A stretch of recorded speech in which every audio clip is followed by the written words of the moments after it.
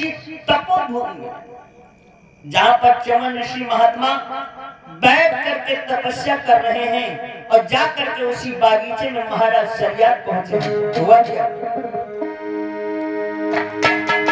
जैसे ही जंगल को आए हैं, उस वन में आए हैं, उस वन की हरियाली को देख करके महाराज और महाराज की सेना, आहा, अरे जंगल की हरियाली लख करी और सब मगन भई पे आली है, सब मगन भई पे आली है।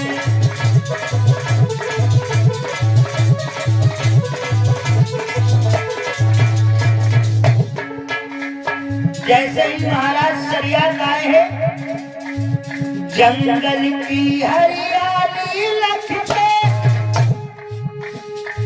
सब मगन भई पे आली है।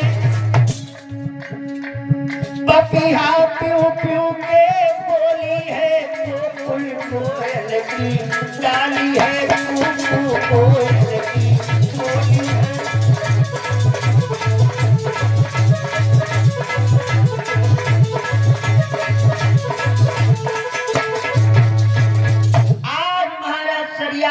तो उस वन की हरियाली को देख करके बड़ा आनंद लिया। जेठ का महीना है, विचार करने लगे भैया आज यहीं पर विश्राम किया जाएगा। अब तो पेड़ों की छांव में सारी सेना आराम करने लगी, बढ़िया लगाए लगाए बिस्तर, और सब आराम कर रहे खाने पीने के बाद में।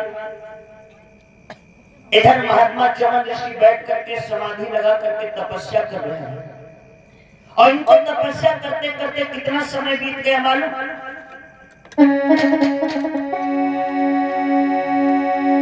आई 10,000 बरसे हो गई रे, तप करी रो हाय तपधारी।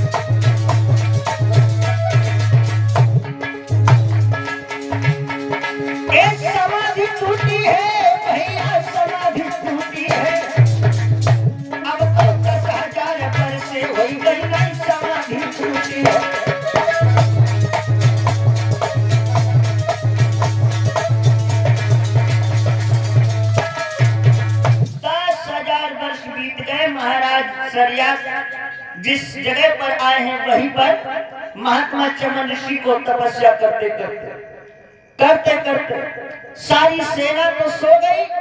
और जब सारी सेना सो गई, लेकिन 12 साल की बिटिया को नींद नहीं आ रही है। और जब उसको नींद नहीं आई तो इसके साथ में 2 लड़कियां और हैं संग में, सहेलियां। अब उनसे बोली, दीदी हाँ का सब तो सोए रहे लेकिन नींद नहीं आ रही। बोले तो का चलो आगे बगिया में घूम आए, हमारा मन नहीं लग रहा। और बोली, हरे मेरो बगिया में मन नहीं लागती है, चलो टोलिया में। मेरो बगिया में मन नहीं लागती है, चलो टोलिया में।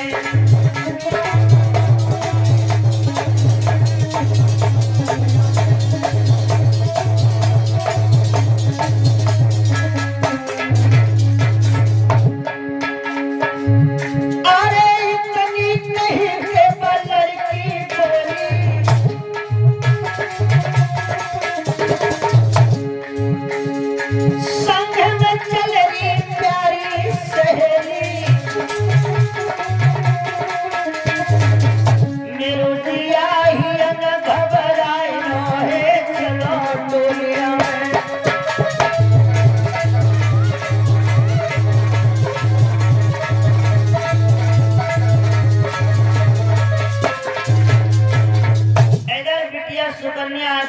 बढ़ी है, उन दोनों लड़कियों को लेकर के चलती चलती घूमती घूमती कहां पर पहुंच गई, जहां पर महात्मा चमन ऋषि समाधि लगाए बैठे हुए हैं।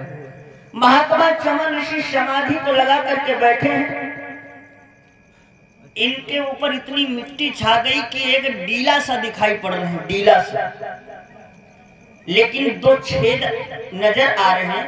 उन छेदों से बाहर की ओर प्रकाश आ रहा है।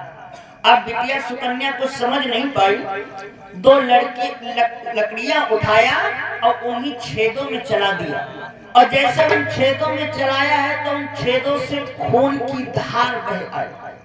और जब खून की धार बही है, अब तो समझ गई मेरे से कोई ना कोई अपराध हो गया। ये लड़कियां किसी से कुछ नहीं बोली, किसी से कुछ नहीं बोली, आकर के वहीं पर लेट गई। लेकिन ये भैया, संत अवज्ञा कर फल ऐसा, और जरही नगर अनाथ कर जैसा। संत महात्माओं का अपमान करके अगर कोई चैन से रहना चाहे तो ये तो असंभव है? महात्मा चमन ऋषि के नेत्र फूट गए, किसी से किसी ने कोई कुछ नहीं कहा। लौट करके ये दोनों आकर के वहीं पर सो गई। लेकिन भैया अब नींद किसको आवे, क्योंकि महात्मा जी ने करामात दिखा दिया। मालूम क्या हुआ? जितनी सेना है, जितनी फौज है, उस फौज के अंदर एक बीमारी आ गई। कौन? सबके पेट फूलने लगे। अब भैया पेट गैस बढ़े लगे तो दिक्कत होते हैं। अरे क्या पूरी भई बीमारी,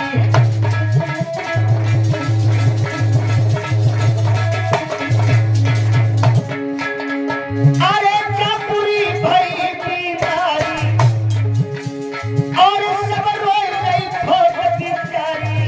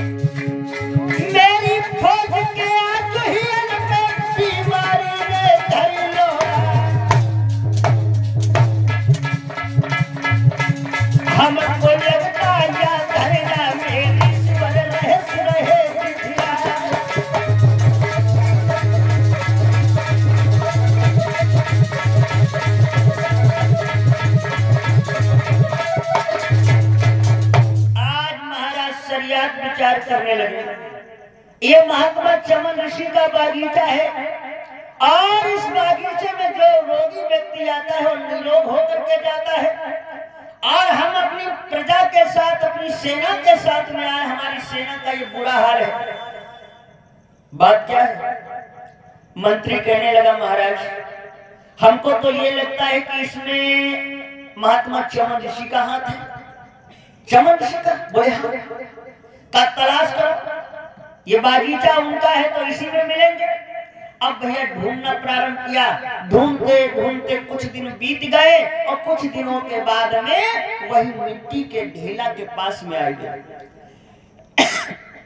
मिट्टी के ढेला के पास देखा कि दो छिद्र हैं जिनसे खून की धार बहती हुई नजर आ रही है।